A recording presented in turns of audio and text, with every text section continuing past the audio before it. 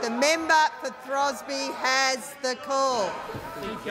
Thank you, Deputy Speaker. My question is to the Minister for Climate Change and Energy Efficiency, Industry and Innovation. Minister, with the carbon price due to start in 6 days' time, what are the future investment prospects for the coal industry, particularly in the Illawarra region? And how does this demonstrate that resource companies' investment decisions are being guided by facts, not fear? The Minister for Climate Change and Energy Efficiency has the call. Thank you very much, Deputy Speaker. I'd like to thank the member for Throsby for his question, because the coal industry is extremely important to regions that he represents in the Illawarra, also the region that I represent in the Hunter. There have been a range of forecasts about the future of the coal industry, of course, in recent months. All of them overwhelmingly positive, but there's one that's been incredibly negative, and that's the Leader of the Opposition. We know about his economic forecasting.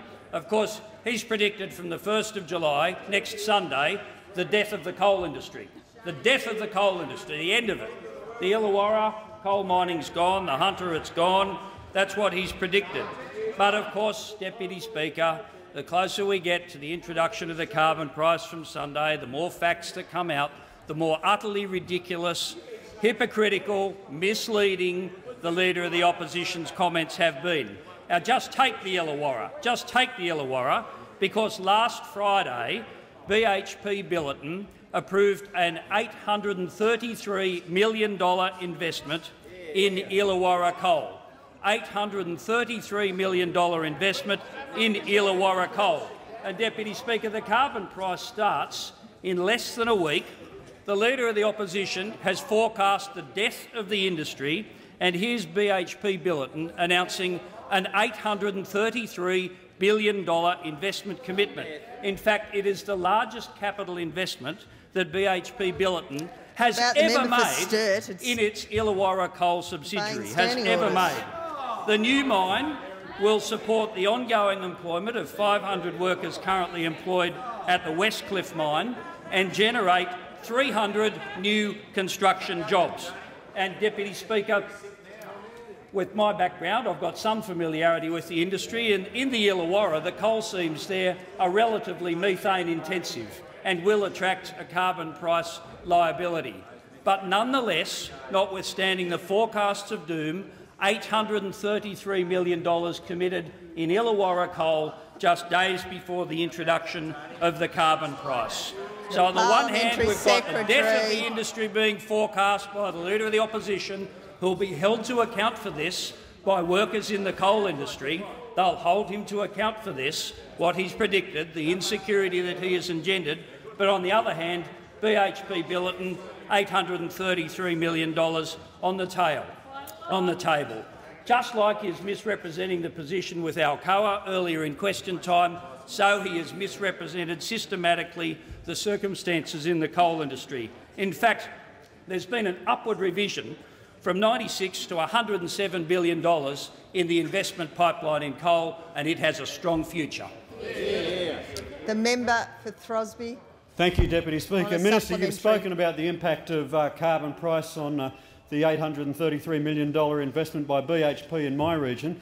Will you inform the House of what assistance families in my electorate and other electorates around mine will have as part of the carbon price? The Minister for Climate Change and Energy Efficiency has the call. Thank you very much, Deputy Speaker. And again, I thank the member for Throsby for the question, because the fact of the matter is that the carbon price will have only a modest impact on the cost of living. 0.7% increase in the CPI, less than 1 cent in the dollar. Less than 1 cent in the dollar. And of course, the government is assisting pensioners. We're assisting families eligible for family tax benefits. We're assisting many self-funded retirees. We're assisting many veterans and others in receipt of Commonwealth payments. In the Illawarra region, more than 20,000 families have already received extra cash in their bank accounts over the past month. More than 20,000 extra cash already. Over 53,000 Illawarra pensioners have received $250 if they're single, or $380 for couples combined. That's 53,000 pensioners have received an advance payment already.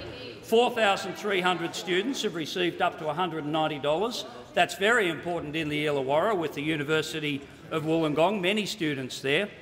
But over there, of course, the Leader of the Opposition's been opposed all of those things, opposed it all, and he continues to go out into the community and claim that these are not permanent increases, they're not indexed, and it's completely misleading, complete untruth, totally wrong. Regular payments are going to be increased, they'll be indexed in the future, and of course a lot of the assistance is being delivered by tax cuts. Expired.